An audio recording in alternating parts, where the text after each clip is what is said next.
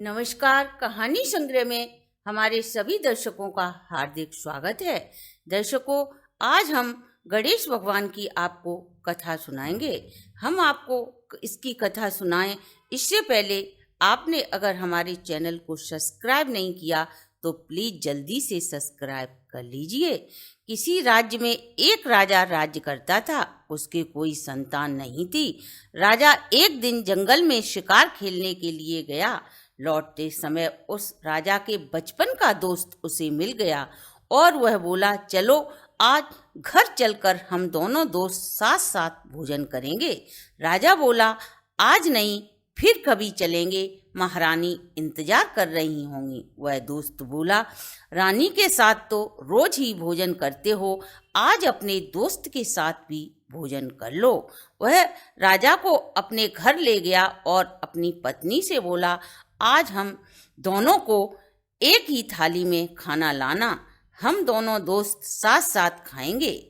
जब वे दोनों खाना खाने बैठ गए तो एक सोने जैसी चमक वाली बिल्ली इधर से उधर खेल कूद कर रही थी। राजा को बड़ा ही कौतूहल हुआ। उसने अपने दोस्त से बिल्ली के विषय में पूछा तो दोस्त बोला, यह बिल्ली मेरी पत्नी की है, इन्होंने इसे अपनी बच्ची की तरह पाला है। कहने को तो ये बिल्ली है, लेकिन दिमाग और बातें इंसान जैसी हैं।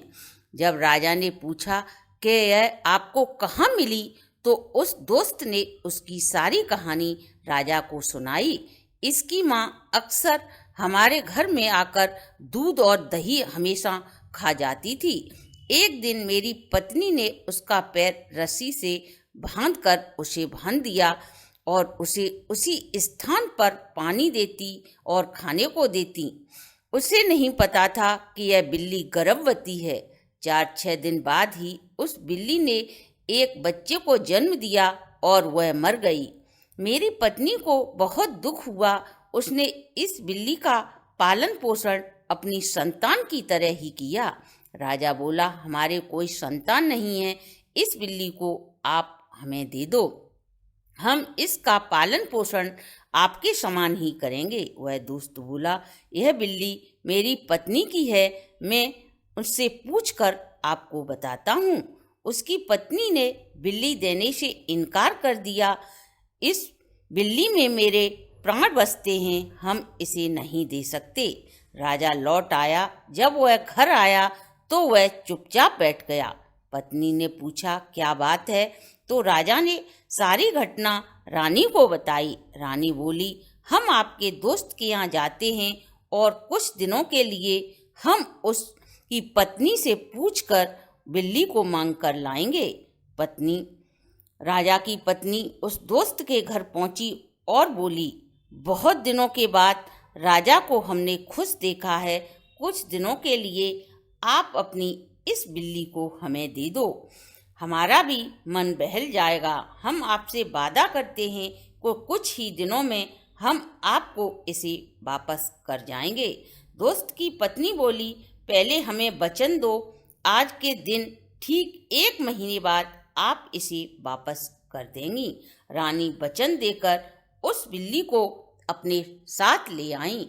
राजा बिल्ली को देखकर बड़ा ही प्रसन्न हुआ और अपनी पुत्री की भांति ही उसे रखता और ढेर सारी बातें करता। एक दिन गणेश चतुर्थी थी। बिल्ली बोली, माँ मुझे आज थोड़ा सा आटा दे दो। रानी बोली, बेटी तू आटा का क्या करेगी? तुझे जिस चीज की जरूरत है मैं अभी दास दासियों से कहकर उसे पूरी करवा देती हूँ। वह बिल्ली बोली, मुझे तो माँ आटा ही चाहिए। बिल्ली ने आटा लिया और उसका एक पुतला बनाया। वह गणेश भगवान के पास मंदिर में गई। वहां जाकर वह गणेश भगवान से बोली, मुझे एक भाई चाहिए, नहीं तो मैं तुम्हारे चूहे को खा जाऊंगी। गणेश भगवान बोले, तुम्हारे पिता के नसीब में कोई संतान नहीं है तो मैं तुम्हें भाई कैसे दे सकता हूँ? बिल्ली बोली, कुछ भी करो, नहीं तो मैं तुम्हारे चूहे को खा जाऊंगी। उन्होंने एक पुतला बनाया जिसकी आंखें लगाईं और गणेश भगवान से बोली, मैं अपने भाई को तुम्हारे पास छोड़कर जा रही हूँ, अगर इसे कोई परेशानी हुई तो मैं तुमसे अपने भाई को ले लूंगी। यह कहकर उस पुतले को गणेश के चरणों में लिटाकर चली गई। चतुर्थी को भगवान के दरबार में भक्तों की बहुत भीड़ थी। अचानक एक कोया आया और आटे के पुतले की आंखें निकाल कर ले गया। बिल्ली ने सोचा, आज 11वां दिन है, मैं गणेश जी के पास जाकर अपने भाई को ले आऊं। जब वह पहुंची तो उसने देखा कि पुतले की आंखें गायब थीं। उसने गणेश भगवान से कहा, मैं आपके पास अपने भाई को छोड़कर गई थी, आप उसकी रक्षा नहीं कर पाए, अब वचन के अनुसार मुझे मेरा भाई दो। गणेश भगवान का सिर चकरा गया। वह बोले, पीछे देख, तेरा भाई आ रहा है। उसने देखा तो एक 5 वर्ष का अति सुंदर बच्चा बिल्ली के पीछे खड़ा था। वह उसकी उंगली पकड़कर महल ले गई और राजा रानी से बोली, यह मेरा छोटा भाई है, गणेश भगवान ने मुझे दिया है। आज आपके पास मुझे 1 महीना हो गया, अब आप वचन के अनुसार जहाँ से लाए थे वहीं पहुँचा दो।